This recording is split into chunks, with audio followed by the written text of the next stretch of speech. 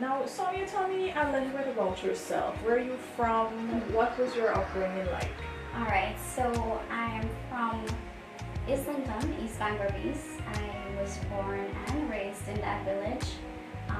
I was born in a cultured Indian Hindu family, so my upbringing was more of a cultural background, and it still is. It still is. But it was more strict and formal. My parents were very protective of me, but they're very supportive, and they try to support me in everything I want to do in my life. And even though they come from a cultural background as well, they still try to help me in that manner. Well, growing up was a bit hard for me. I must say we weren't the typical family that had everything or was comfortable in a way with wealth and fancy clothing and the big house. But my parents still tried to have food on the table and a roof over our heads, my brother and we lived in that comfortably. The four of us being that small family, and they still tried for me to go to school, for me to get food. But I remember this one time, well, my mom, she brought us up by being a domestic cleaner. And oftentimes I would have to help her. I remember at the age of 12, I started to.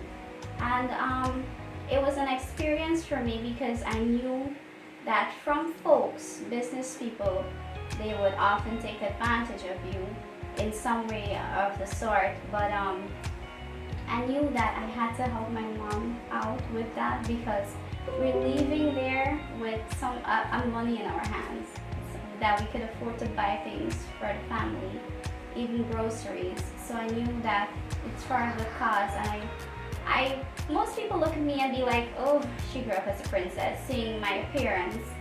But it was never like that.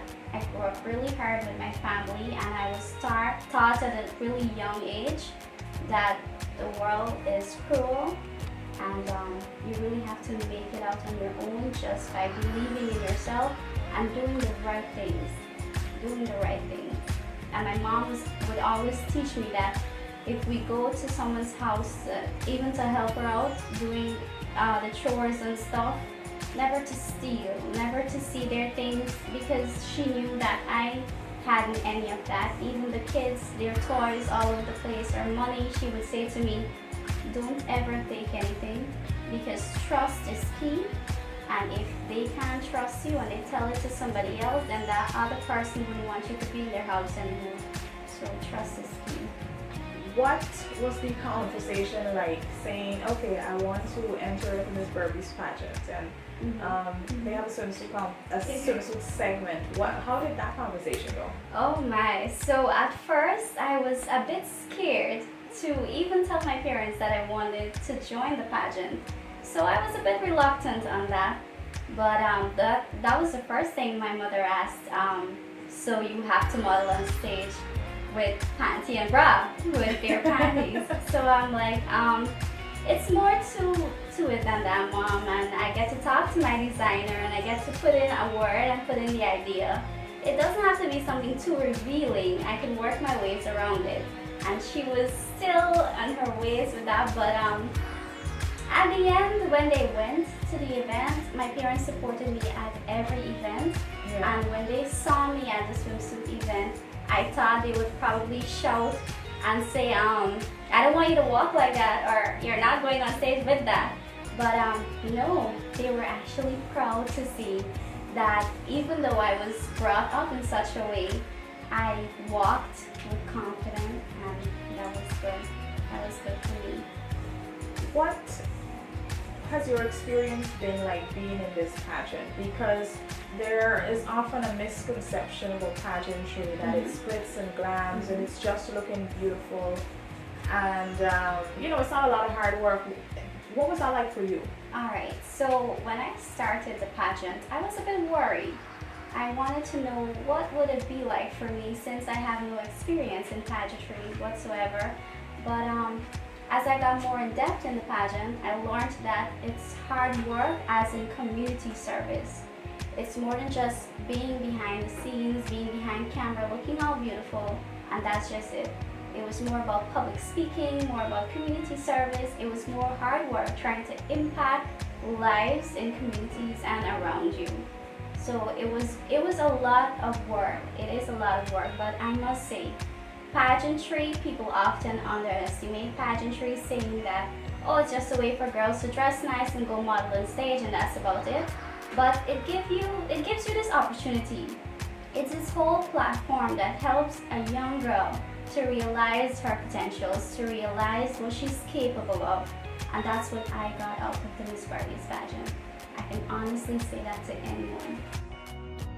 What would you say to girls who are looking at you and they're saying to themselves, I want to be like Sonia? And then there are girls who they do want to be like you, they do want to participate in the pageant, but they're afraid. They're saying that this swimsuit segment is something that they don't like, or they don't want to be exposed, but they don't understand that it's much more than that. Yes. So I want to say I've been there and I thought the very same way. But if you don't take the step and if you don't take the opportunity, you wouldn't know what it lies. So I would like to say, with this pageant, it helped me in a way to make me know that stepping out of the shell, I must say, that it gives you this opportunity and this confidence to know that you could do something and it would create a change in society. So I want to say that this pageant, do not underestimate it. It's more than just the glitz and glams, yes, but at the same time, even if you get the crown or not, you are still working on a platform and you're still trying to create a change in society, even if it's a small one. And for the swimsuit, I was thinking the very same way. Even my parents had that thought. But it's more than just what you think.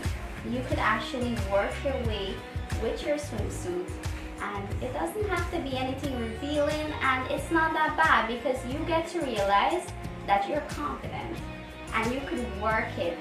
And I should say that it's your body and you should be happy with it because you're beautiful inside out, and you need to show people that you know you're beautiful inside out and you're comfortable in your body. Whether it's small, whether it's big, no matter. You should be comfortable in your body. Indeed. Thank you so much, Sonia. It's always fun talking to you. Thank you all for sitting and viewing this program. I just want to say hello to all of our